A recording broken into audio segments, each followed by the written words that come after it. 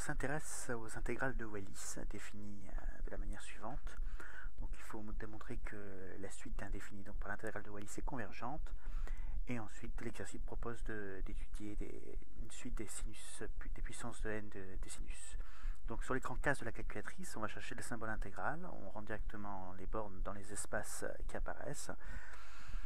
Donc on rentre sinus t, puissance 0 pour calculer le terme initial au rang 0, donc pi sur 2. On peut ensuite se rendre sur l'application suite et mettre la valeur du terme initial donc de rang 0. On vient de trouver la valeur pi sur 2, on rentre maintenant l'expression avec la touche pour accéder aux différents symboles mathématiques, donc ici l'intégrale, donc on redéfinit l'intégrale de Wallis, intégrale entre 0 et pi sur 0, cette fois puissance n,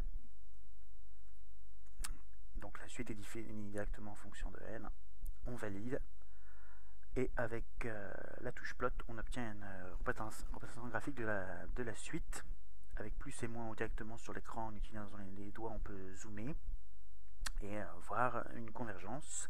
Avec la touche num, on peut voir les tableaux de valeurs, donc les différentes valeurs des termes de la suite. On peut directement se rendre à un rang beaucoup plus élevé, par exemple 1000, et observer les valeurs correspondantes et éventuellement observer donc la convergence. Ensuite, on se rend sur l'application fonction pour représenter les puissances de n de la fonction sinus.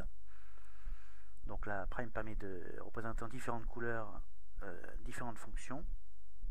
Et donc avec la touche plot, après avoir défini les expressions des différentes puissances successives de n, on voit l'aperçu des différentes fonctions. Donc